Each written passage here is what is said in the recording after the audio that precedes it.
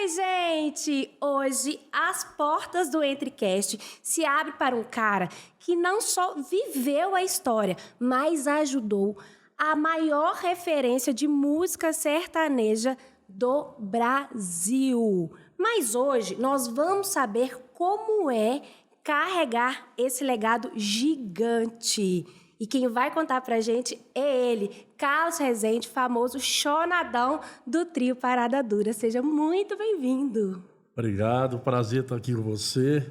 E vamos bater aquele papo, né? Contar alguma coisa sobre a nossa trajetória aí nessa vida musical. O chonadão é gigante, né? É grande. Bastante, né? Eu comecei em 85, já são 41 anos, né?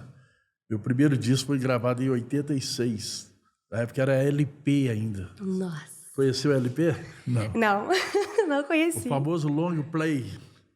Mas aí a gente começou em 85 e daí foram várias etapas, né, até os dias de hoje. Várias bandas, várias produções. E levando aí o som da sanfona para o Brasil todo. E sempre foi com trio, né? Não. Na verdade, a história é muito ligada ao trio, né? Mas eu comecei com bandas, comecei com outros conjuntos e tal. Mas em 85, quando eu estava começando, o trio Parada Dura no auge total. Era o número 1 de vendagens e tal.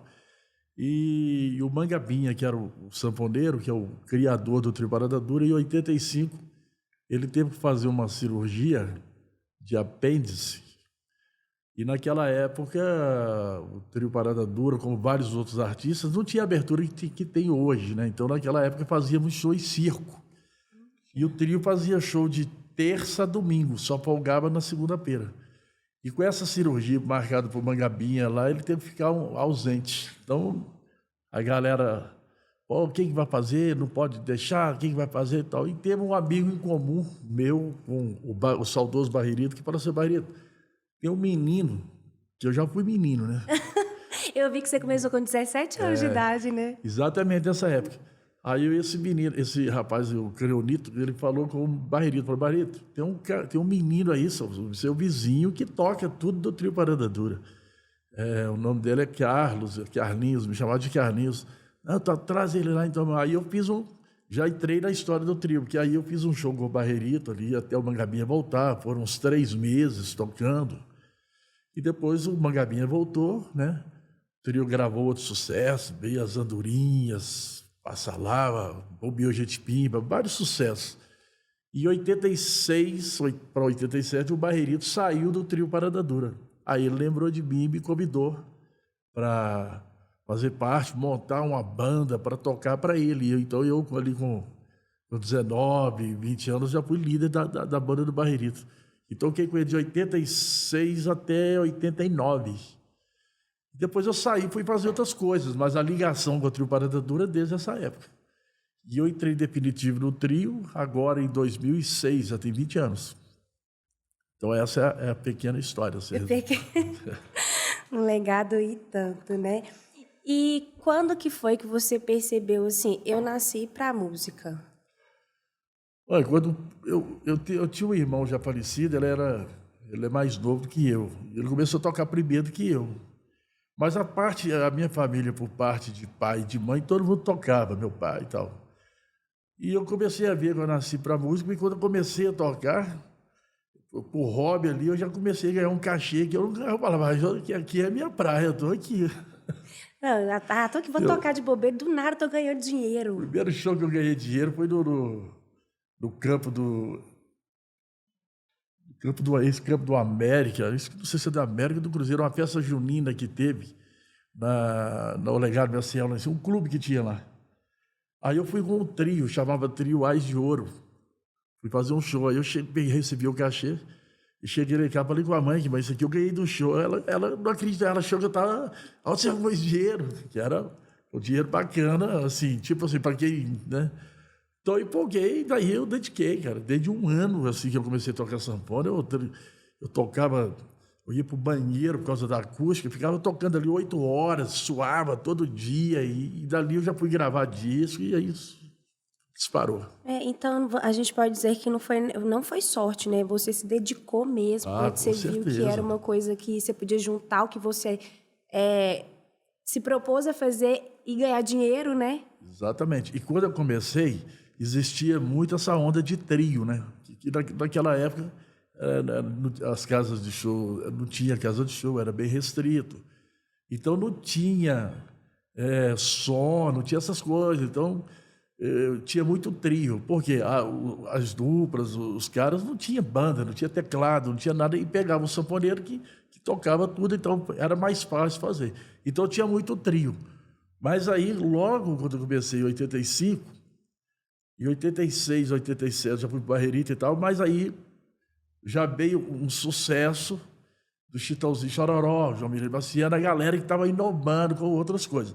Aí o que acontece? Os caras que começaram comigo ali, os sanfoneiros daquela época, falavam comigo, falavam, sanfona já era, filho, eu estou mudando, eu vou para o teclado. Eu falei igual a música do Roberto Miranda, vai com Deus, vai com Deus. Eu não vou sair daqui. Não, aí comprei o teclado, comecei a tocar também, mas nunca larguei a sanfona. Teve uma época que eu tocava sanfona e teclado. Mas a galera da sanfona migrou para os teclados. Então não tinha mais sanfona. Então foi um período assim meio negro, assim, tipo, ninguém queria tocar, porque era uma coisa brega, e estava vindo Chitãozinho com esse cabelo, aquelas coisas e tal, aquela modernidade na época. Estava mudando o quadro, né? Mudou o cenário ali. Mas o que eu falo sempre existiu e sempre vai existir público para todo mundo. Então a galera, por exemplo, na época que queria tocar na Zona Sul, que é aqui em Belo Horizonte, que na época ali era o extinto Alambique, que era uma vitrine e tal, esses lugares eu nunca fui. Não que eu nunca fosse convidado, mas eu não gostava. Eu pegava mais a periferia, que eram os bailões que estavam começando. E os bailões lotavam, dava fila em quarteirão, e eu só mandando ali.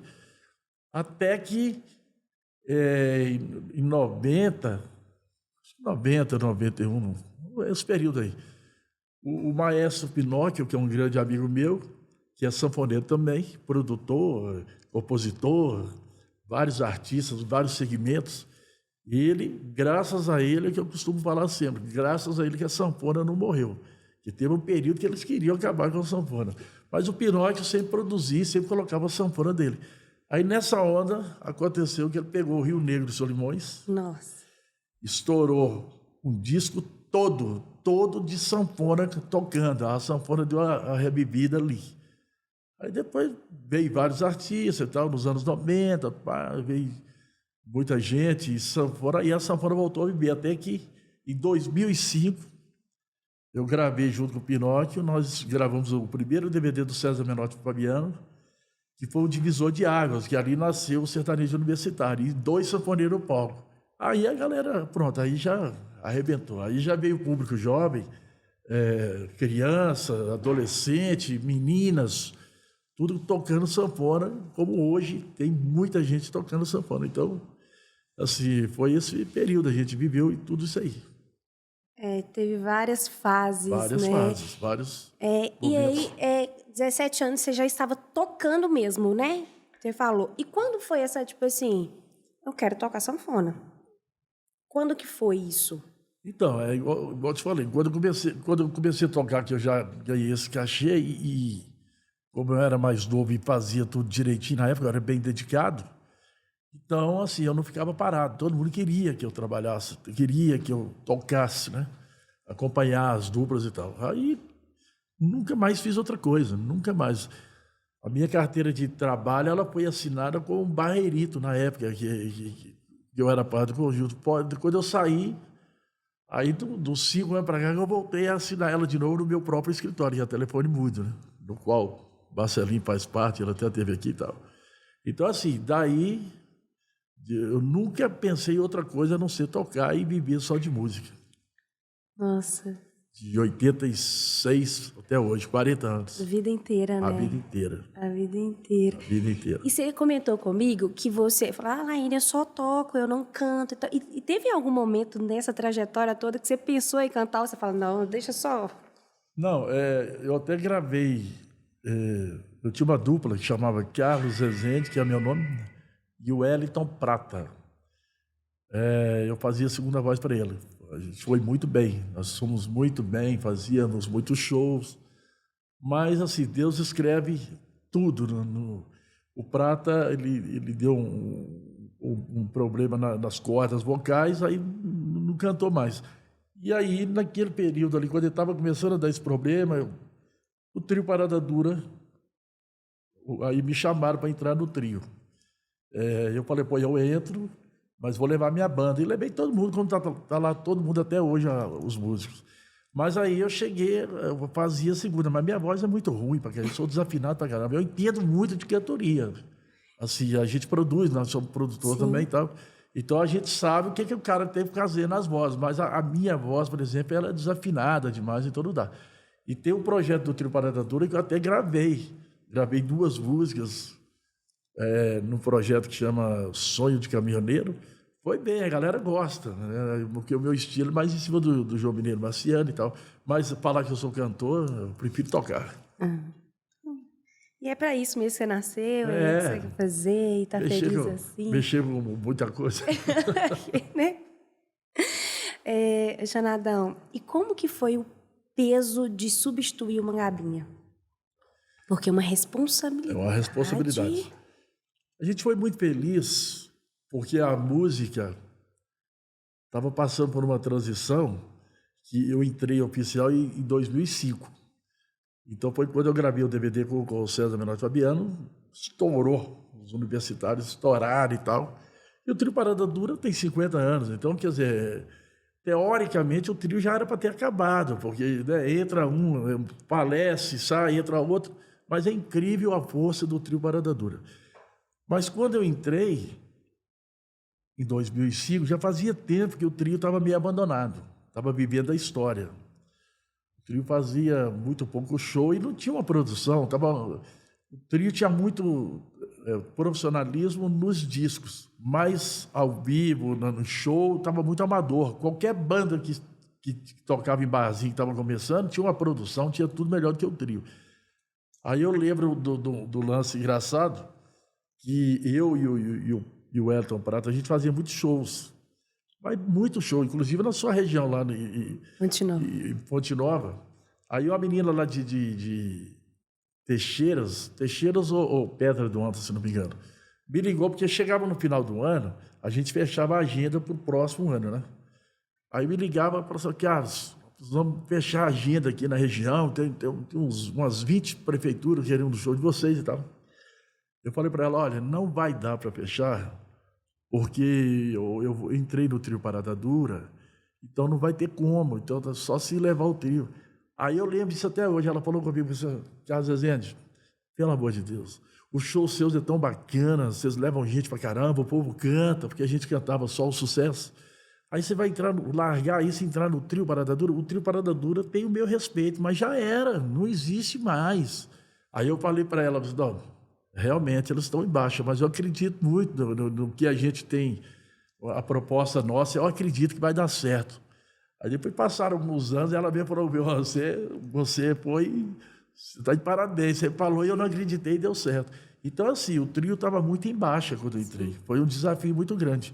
Mas eu entrei e já coloquei uma banda, já coloquei os arranjos, não mexemos na essência do trio Parada Dura, mas nós fizemos uma pegada, colocamos um negócio mais moderno, fizemos parcerias, convidei a Marília Mendonça, ela aceitou, deu uma virada de chave no trio, que aí nós estouramos o Brasil inteiro com uma música com ela, aceita que dói menos. Convidei o Zé Neto Cristiano, eles aceitaram uma música deles, fizeram exclusivamente para o trio, que é sucesso hoje, chama Vivendo Aqui no Mato.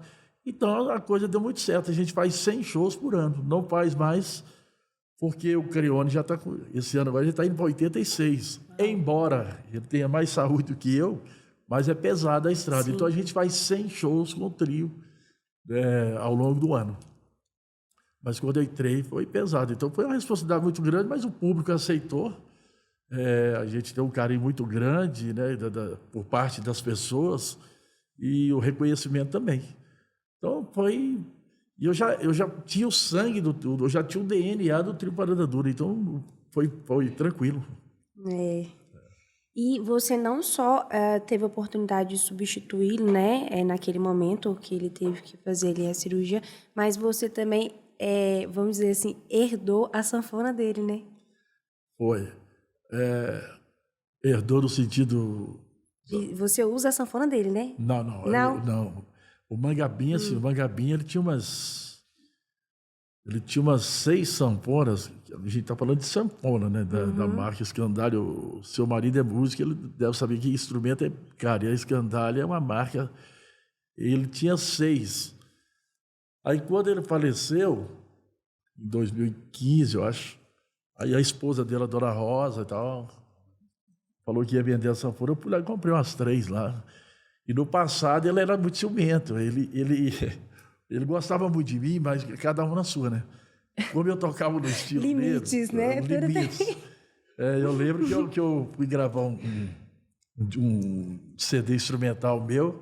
Falei para ele, Gabi, me presta uma sanfona dessa sua. Que eu tinha, mas não naquele patamar, né? Para me gravar. Eu falei, não vou emprestar, não. Ele não emprestou, não. Emprestou para um amigo meu para gravar comigo, mas por causa dos estilos, são iguais, tá? Aí ele falou comigo, ele falou com alguém que se dependesse dele, que eu não tinha uma sanfona daquela. Eu peguei, fui lá e comprei 3 dele depois que ele morreu. Aqui, deixa eu te falar uma coisa. Aqui, ó, você tá vendo, né? Mas ele gostava muito de mim, ele me respeitava. É porque, assim, o ser humano é assim, né, cara? Mas ele era sistemático? Ele era. O Mangabinha era... O Mangabinha é muito sistemático e muito... o pessoal tinha ele como um cara muito chato e tal, mas eu entendo o lado dele. Ele era um cara que merecia, eu falo sempre para as pessoas, ele merecia um busto. Mangabinha, que ele ralou, cara.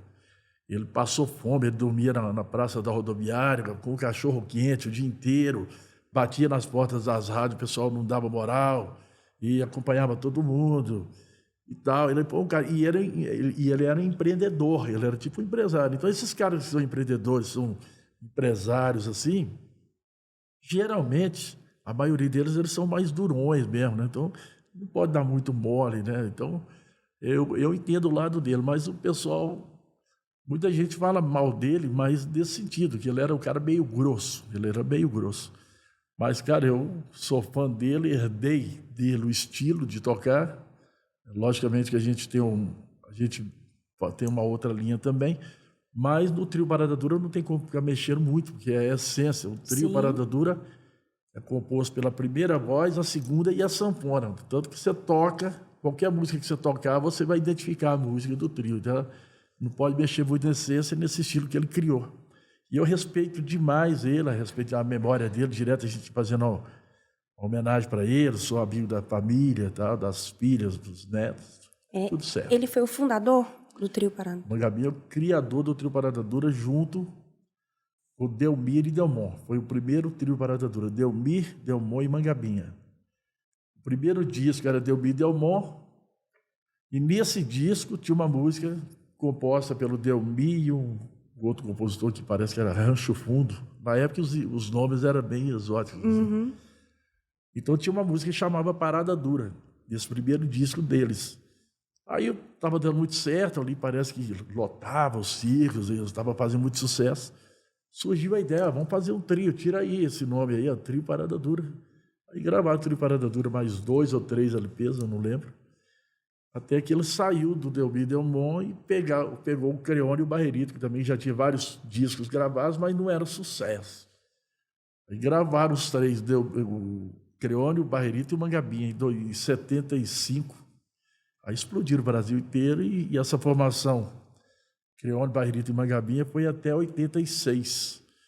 Aí era 4, 5 sucessos em cada LP lançado. São vários discos de ouro, platina, diamante, aonde o trio se tornou imortal, né, durante essa fase de 75 a 86. Eu acho que toda mãe que você perguntar hoje, Trio Parada Dura, vai cantar imediatamente alguma coisa e... É incrível, né? Todo show... Um dia desse eu encontrei com o Gustavo Lima, a gente estava conversando, falei, Adão, o ponto alto do show, você toca um telefone mudo, cara. Nós fizemos um boteco dele, aqui em Belo Horizonte, Mineirão, e em Brasília. Aí, na hora que a gente foi tocar, geralmente as participações tocam 5 músicas, tal. A gente tocou umas 9, que toda hora que ficava pedindo. Aí teve um lance engraçado que marcou, que quando a gente chegou e tal, a gente foi tocar Fuscão Preto. Então, pô, tinha 75 mil pessoas, e na frente, geralmente, o público desses caras era um público mais teen, né? Mais jovem, Sim. mais aquelas menininhas.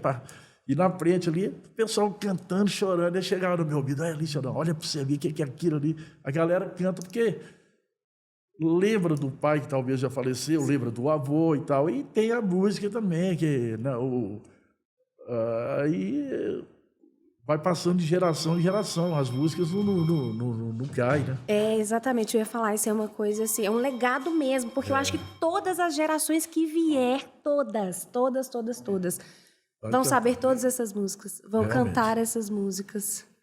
Nos anos 80, se você... Em várias entrevistas eu já vi o Chororó, o Chitão, vários caras da época, Gilberto de Mato, todos eles mencionam o Trio Parada Dura. E o Creone conta para mim também que nos anos 80, ali, de 80 a 85, que a fábrica, que é a Copacabana, onde gravava o João Bimerciano, o Chororó, os grandes nomes, os caras paravam na época, o trio gravava, e quando ia lançar, parava a fábrica só para fabricar o disco do Trio Parada Dura, que era muita vendagem, era muito vendagem. Então, o resultado e o legado é por causa disso, as músicas não saem. Não sei. E os jovens cantam, você vê o público jovem hoje no camarim, nossa, assim, 80% é jovens. O cara canta, grita, e quanto mais modão, é o primeiro sucesso do trio. Chama Castelo de Amor, foi lançado em 75. Quando você canta, você vê os jovens jogando chapéu para cima e cantando. É muito legal. Jonadão, aproveitando o gancho que você citou aí, o Gustavo Lima,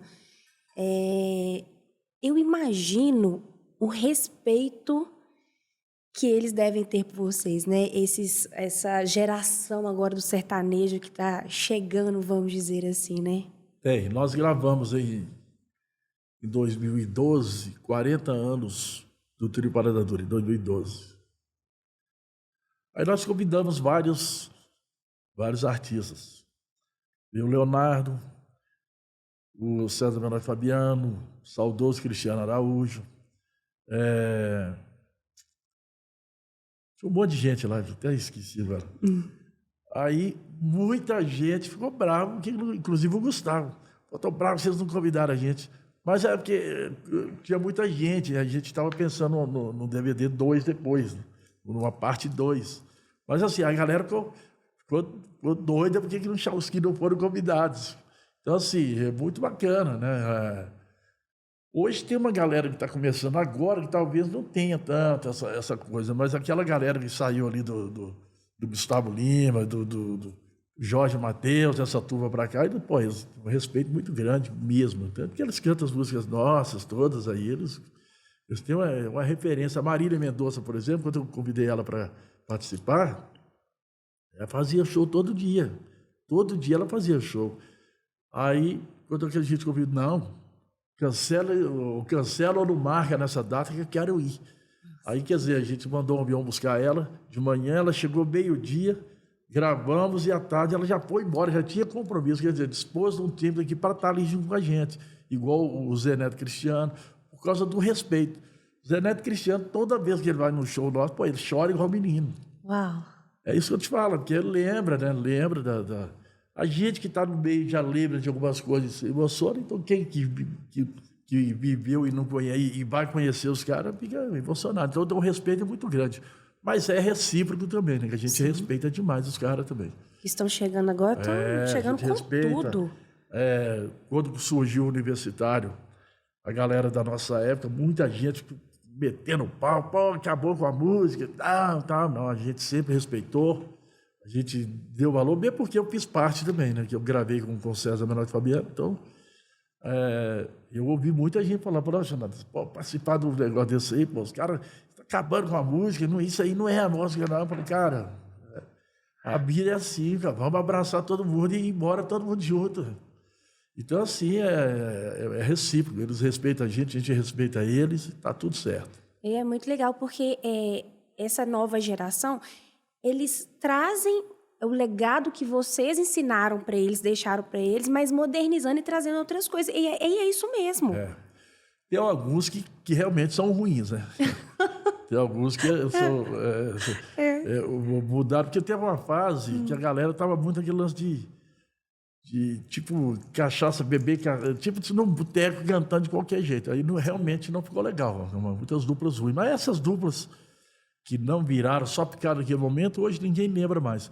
E está vindo agora uma safra nova que os caras estão arrebentando. O Guilherme, tem o DNA do sertanejo, né? O Cleito Romário, Ícaro e Gilmar. A galera que está vindo aí de uns 5 anos para cá, estão arrebentando. Muito bom, eles mantêm a essência do sertanejo raiz, mas traz uma coisa que o jovem gosta muito também, né? Exatamente. Que é letra, ritmo, mas ainda tem aquele raiz ali, né?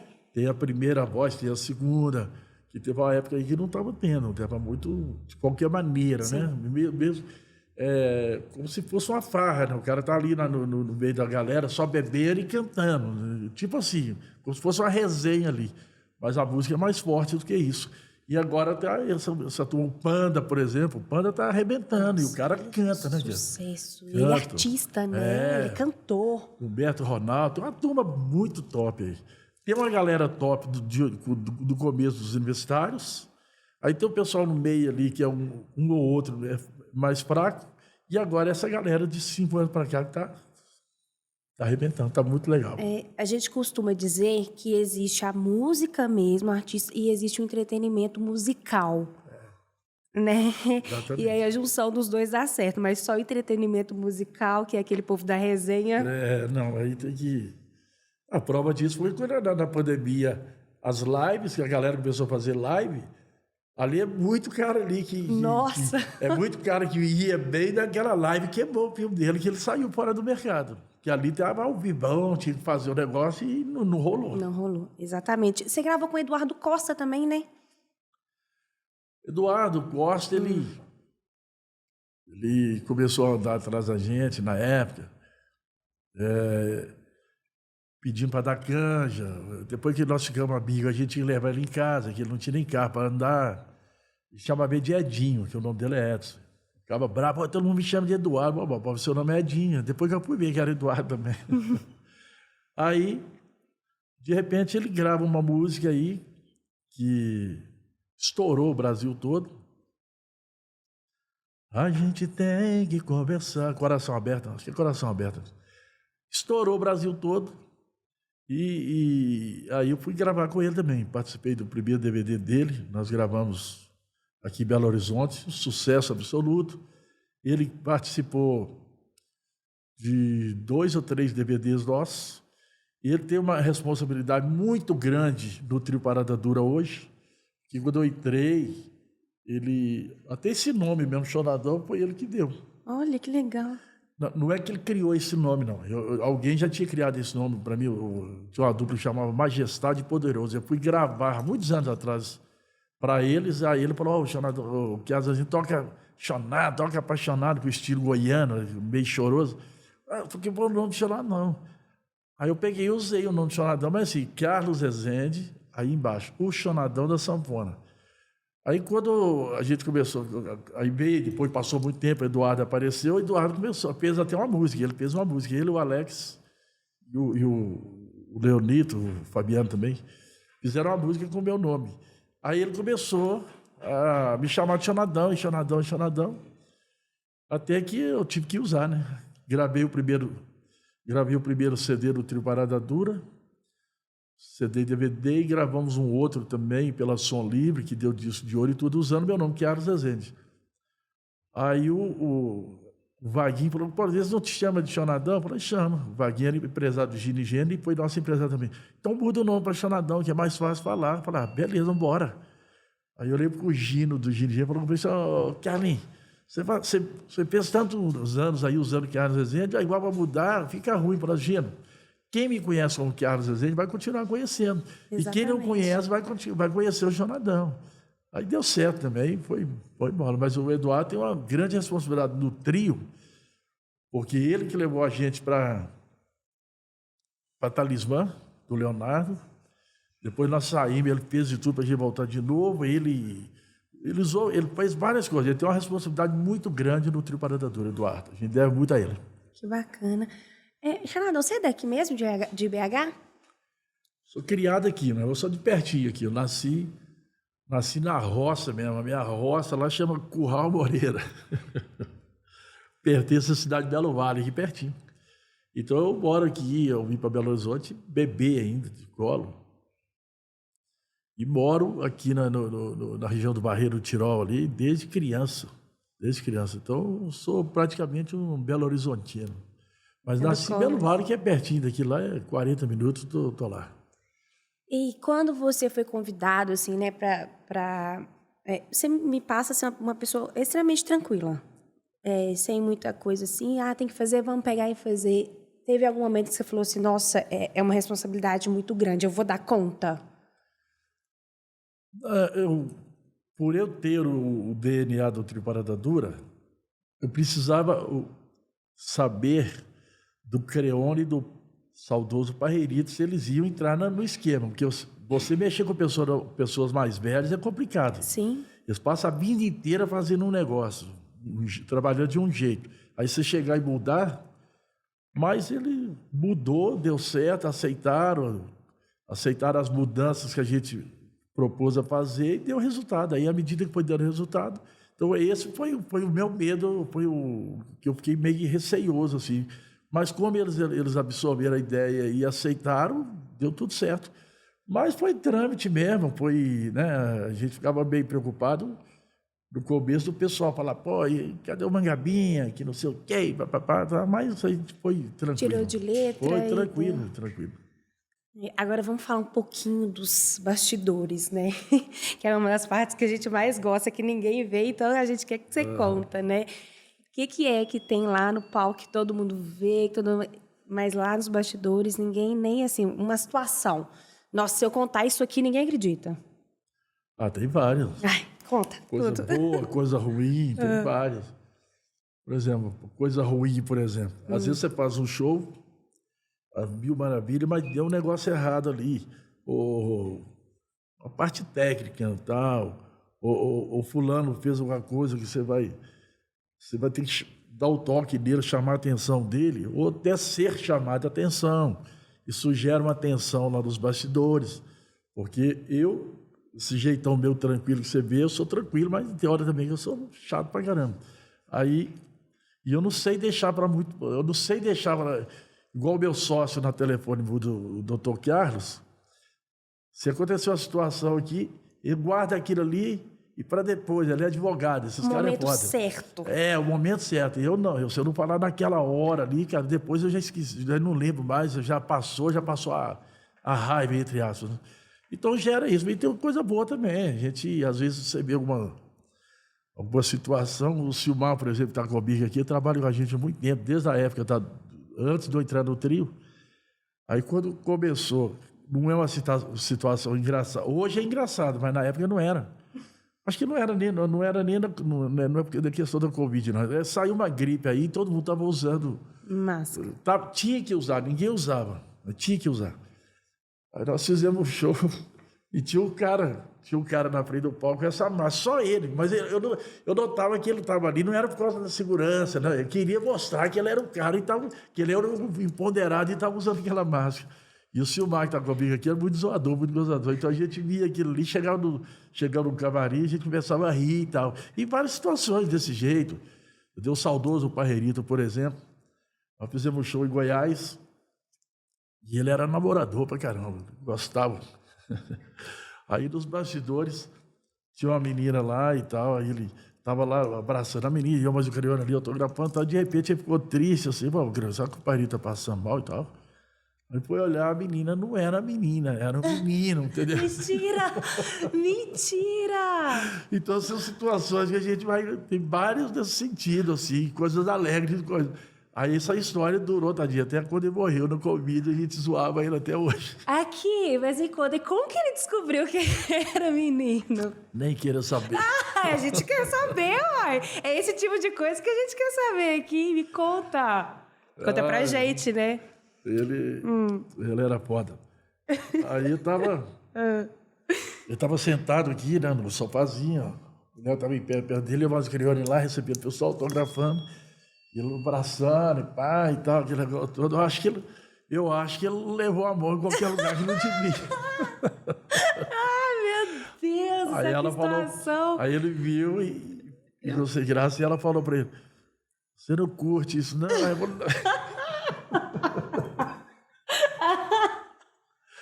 Ai, ele tipo, pô. E ele é mais velho, né? Então imagina sistemático, né? Foi até, isso foi dos anos, foi 2012, 2010. Ah, então não é nem tem tanto tempo assim, não. Tem não, mas ele faleceu em 2020. Até quando ele faleceu, a gente zoava. Assim. Meu Deus do céu. E agora situações assim, porque são meios de gente entender, né, os trâmites. Tem alguma coisa específica da parte, assim, polêmica, assim, que deu, porra, cara, isso aqui não pode acontecer nunca mais, mas situação concreta, assim. Bom, o que aconteceu de polêmica no trio Parada Dura quando eu entrei, o Mangabinha, ele estava muito doente, ele não ia mexer mais com o trio, ele não estava aguentando viajar nem nada. Beleza, então quando eu entrei em 2006, usamos os Parada Dura, porque usamos esse nome, os Parada Dura. Depois resolvemos voltar a usar a trio Parada Dura, que o Mangabinha não estava viajando mais. E ele também não ligou muito, não. Só que quando a gente usou o trio Parada Dura e gravamos um box na época que era um DVD e 3 CDs, na Som Livre, na Globo. E isso aí foi lançado no Faustão, aí já saiu com disco de ouro, de platina. Aí ele ficou meio ciumado. Aí chegou cheio dos deixa disso ali, Mangabinha, você vai deixar, o nome é seu e que não sei o quê.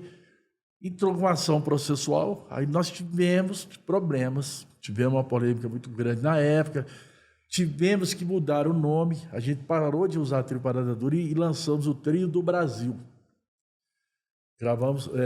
Lançamos o Trio do Brasil. Só que aí, quando o trio começou a pegar, o Mangabinha faleceu em 2015, a própria viúva e as filhas vieram atrás de nós. Esse nome é de vocês. Aí a gente acertou fizemos um contrato com eles, que o nome é deles. Sim. Né? A gente paga lá um royalties por mês até hoje. E voltamos a usar o Trio Parada Dura e explodimos de novo. Então é uma polêmica que rolou, que a gente ficou muito chateado e que não podia. As pessoas anunciavam a Trio Parada Dura, aí tinha outro Trio Parada Dura, ou às vezes, quando anunciava a gente, tinha uma ordem judicial lá que não podia fazer o show, porque o trio era do Mangabinha, o Mangabinha não deixava. Então teve esse processo, isso aí durou uns 2 anos, foi chato. Imagina, ele ficou assim, meio doído, né? Feriu um pouco o ego, porque enquanto ele estava lá na frente, foi indo, mas ele não ligou e quando... Quando viu que explodir, ligou. Mas eu entendo o lado dele também, Sim. né, cara? Ele é o criador e tá certo também. Mas depois deu tudo certo, aí a esposa dele veio, a gente voltou a usar o trio e aí... Mas foi a polêmica, foi essa. Isso foi chato. Que é compreensível, né? Xanadão, me conta uma coisa. Qual que é o preço do sucesso? Que tem, né? Sempre tem, né? Tem, mas no meu caso, a gente tem um sucesso, mas o nosso sucesso é um sucesso que eu posso ir em qualquer lugar, não é aquele sucesso igual esses caras em cima, que eu acredito que realmente é chato. O sucesso nosso é um sucesso gostoso, que as pessoas reconhecem, querem tirar fotos, mas também você não precisa ficar andando com segurança, você pode ir em qualquer lugar. E o preço que a gente paga, na verdade, no meu caso, é você não poder participar de uma festa, de uma família, porque você tem uma agenda a cumprir. Esse é o preço, é o único preço que eu pago. Por exemplo, eu tenho uma irmã que ela até faleceu agora faz pouco tempo. Eu não fui no casamento, eu não fui no noivado dela, eu não fui no casamento dela, entendeu? Eu não fui no batizado dos meus sobrinhos. Essas coisas que é o sucesso, é o que a gente paga, no meu caso. Sim. Agora, o artista, quando é um artista que é mais... que tem uma fama maior, né, que é o do momento, por exemplo, nós vivenciamos Quando a gente estava gravando o DVD 40 anos, a gente estava lá em São Paulo, no estúdio Gravodisc. Estúdio, você sobe uma escada, o estúdio em cima. E embaixo da escada tem um restaurante do lado, parede meia. Comida gostosa, os artistas todos descem lá. E o Leonardo ia participar com a gente. O Leonardo chegou no estúdio, nós mandamos, ô Léo, desce aqui, ô William, traz o Leonardo aqui, que a gente está aqui, vamos comer alguma coisa aqui. Cara, eu não posso, se eu descer aí, para tudo, e para mesmo. Então, esse tipo de coisa, os caras vivem numa bolha. Eu fico olhando o Gustavo Lima hoje, de vez em quando ele vai num barzinho lá em Goiânia, mas vai muita segurança, o cara não tem. Eu acho que esse é o preço que o cara paga, né? Então, mas no meu caso é tranquilo. Eu pago esse preço que eu pago de boa, que o meu é mais tranquilo. E justamente o Leonardo, que é resenha pra caramba, né? Ele gosta de estar lá na bagunça, no meio da galera, mas no caso dele, é um preço a se pagar mesmo, né? Inclusive, ele vê os vídeos meus, que eu gosto muito da noite, né? Então, a minha agenda do trio é muito pesada, mas quando eu não tenho, eu tenho um projeto chamado Chonadão e Amigos, a gente toca em barzinho aqui, só em Belo Horizonte. Aí ele falou comigo, eu fico vendo os seus vídeos, cara, vontade de fazer isso aí também. O cara, mas não pode, o cara não tem como fazer, não dá. Não tem. Chonadão, você tem muitos projetos, né? Você é super ativo mesmo. Tem que ser. Eu tenho o Trio Parada Dura, Chonadão e Amigos. Eu tenho o Boteco do Chonadão, que é aqui próximo, aqui na Coronel Benjamin Guimarães, 1960, aqui no Industrial. Está convidado aí lá. Boteco do Chonadão. Faz questão. Lá funciona de quarta a sábado. Eu sempre estou lá com os meus amigos na quarta-feira, porque o resto a gente viaja e tal. E tem esse projeto Chonadão e Amigos que a gente faz quando não tem show com o trio. A gente faz, é muito bom, o show é maravilhoso. E o pessoal, a demanda é muito grande. Se eu abrir a agenda aqui, por exemplo, eu passo show pra caramba com ele. E tem um projeto que é o escritório nosso, né? Telefone Mudo, que é parceria minha, do Leandro Porto, que é sócio do Eduardo Costa, e do Carlos Eduardo, que é o nosso sócio também. E dentro do escritório nós temos mais 2 projetos. Temos 4 projetos. Trio Parada Dura, em primeiro lugar. Marcelinho de Lima, segundo. Chonadão e Amigos, terceiro. E o Chama Chuva, que é aquele grupo de forró que nós pegamos ele agora. Estamos trabalhando aí. Está muito bom, uma roupagem nova do forró. Gravamos um DVD com eles agora, participação do Eduardo Costa. Está bombando, um show maravilhoso. Marcelinho também está arrebentando. Gravamos um DVD com ele, com participação do Humberto e Ronaldo, do Panda. Marcelinho já é, né, consolidado aqui. A gente está fazendo um trabalho muito grande em cima dele também. Então, esses são os projetos. Aí, se eu criar mais alguma coisa, minha mãe me mata. Já eu tenho que ficar cuidado. Muito ativo, né? E você gosta, né? Você falou que você adoro, cara. Você quer ver a minha alegria? A gente viaja, os caras ficam comigo. Você é doido, Jonadão. Pô, em vez de você ir embora descansar, minha mãe mora comigo. Em vez de ficar descansando, vai sair. Eu adoro a noite, eu sou solteiro, né? Sou divorciado. Então eu gosto da noite. Acho que ali nós temos uma resenha no Arena Comercial do Barreto toda segunda-feira, que é o Futebol e Viola. Sim. Futebol composto de 80% só de cantores da noite. Os caras cantam demais. E depois tem a resenha. A resenha nossa é uma das melhores de BH, se não for a melhor. Está convidado lá também na segunda-feira no Arena Comercial. Então, os caras ficam bravos que a gente viaja, no final de semana todo mundo chega cansadaço, aí vai ver nos vídeos, eu tô lá, você tem que dormir. Cara, ali é a alegria que eu sinto. Não é mulherada nem nada. Porque homem, eu costumo falar que homem gosta de homem, porque você está ali batendo papo. Eu falo a mesma coisa. Batendo papo, é gostoso, a resenha é gostosa. Aí, aquilo ali faz... Eles acham que eu estou trabalhando. Eu não estou trabalhando, pô. Eu tô ali, é gostoso. Mas agora, esse ano eu completo 60 anos, velho. Aí os caras estão falando que você tem que cuidar, que agora você está bem. Tem que ir um pouquinho devagar, nada, né? Nada. Futebol e resenha e bora pra cima. Eu lembro toda vez que fala algo do tipo, eu lembro do Chitãozinho Chororó. É o Chitãozinho que tomava leite, não ia pras... Chororó, É Chororó. Chitão não, Chitão é mais tranquilo, toma umas também, mas o Chororó é chato. Ainda é? Ele é, agora Você que ele foi tá desde chato novo, mesmo. né? De agora, pior ainda. Mas ele não bebe, ele dorme cedo, ele não sai, ele não tem... Ele é cheio de regras. Mas ele é um cara, né? Saber que ele tá... Você tá doido. Ele deve estar com uns 70 já, quase 70. A voz dele parece que ele tem 20 anos. 20 anos. Chororó é referência, Chitãozinho Chororó. Na verdade, certo é ele. Mas o Creone, por exemplo, que tem 86 anos, que é o meu parceiro... Nossa, hein? Ele também não gosta de sair nem nada, não. Mas ele não é assim igual o Chororó, não. Eu acho que cada um tem uma genética também, né? Sim, um sistema, né? É.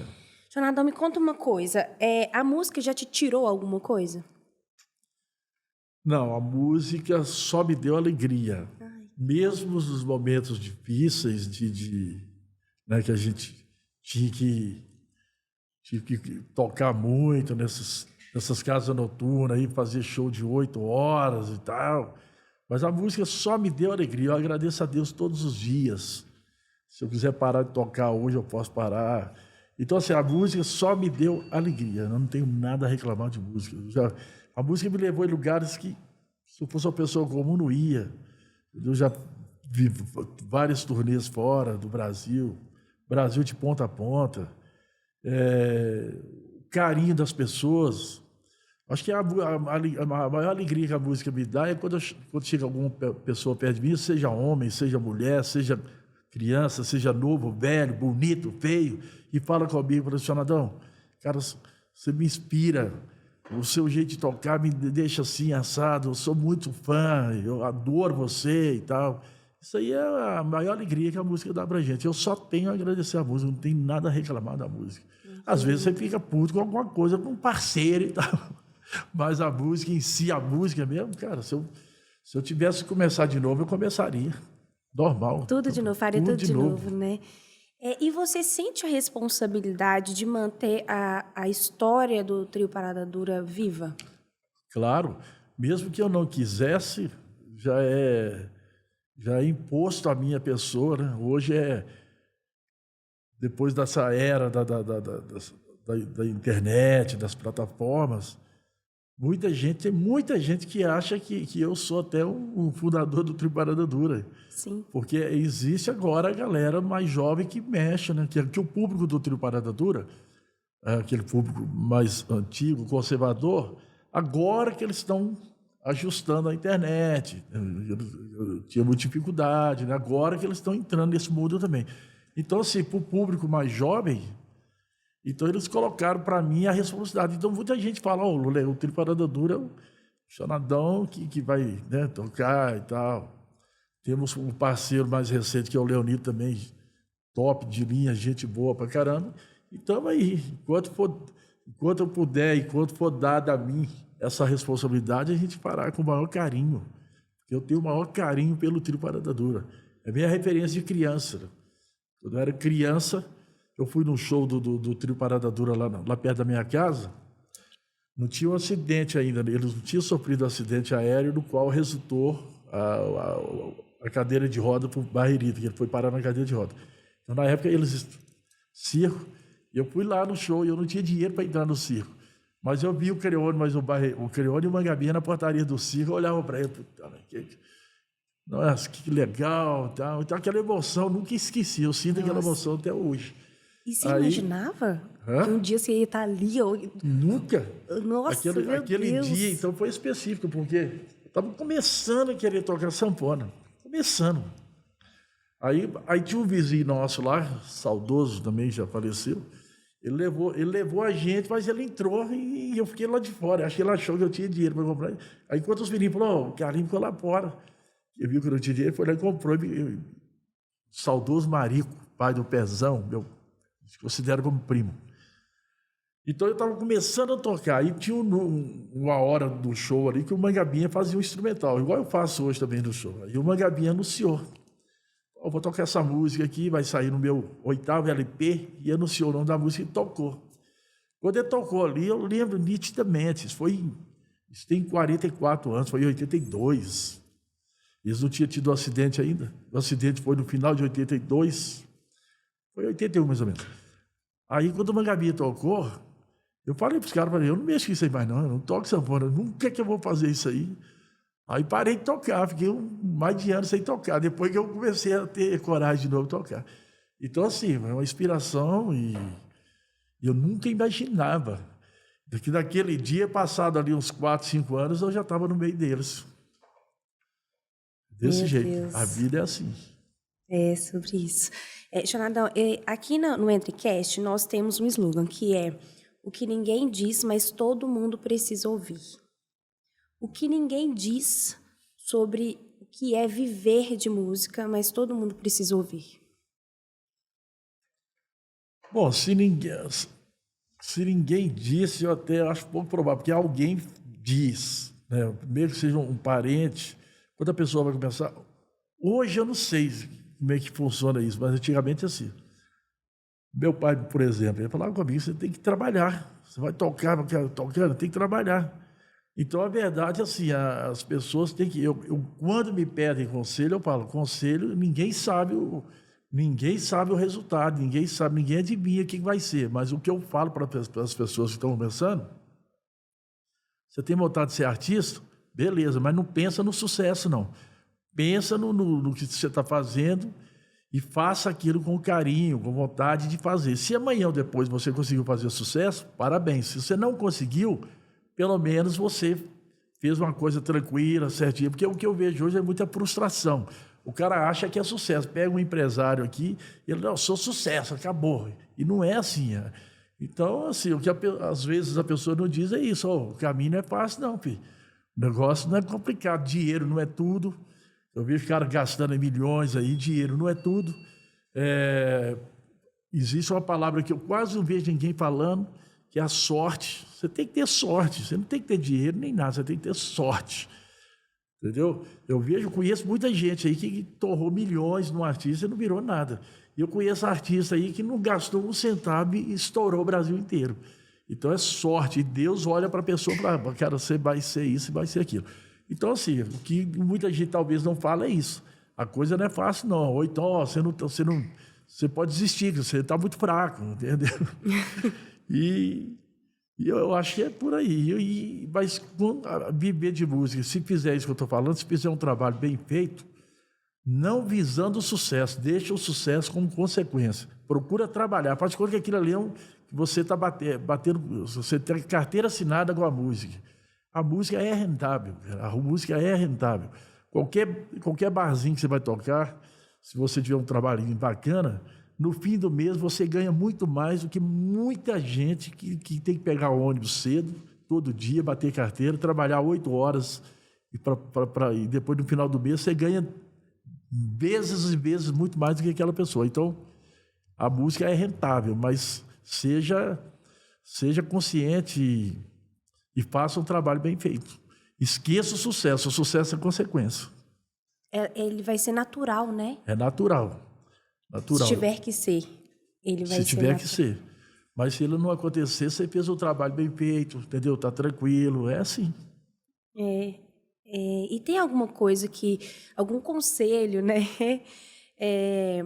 Alguma coisa que você quer deixar, às vezes, para quem quer começar agora, na música, agora? Porque você pegou as gerações, né? Você pegou lá... então, você pegou muitas fases da música. Então, se tem alguém que quer começar agora, hoje, na música... Eu peguei fases demais. Quando eu comecei, era muito sanfoneiro, igual eu te falei aquela hora. Sim.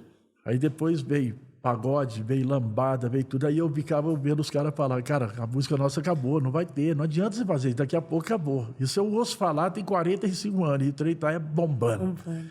Então, assim, o que eu digo para as pessoas, para quem está começando, perseverança. Eu fui um cara que eu tive perseverança. Os meus amigos lá abandonaram a sanfona, foi para o teclado, foi tocar isso, aquilo. Não, eu tinha o meu foco.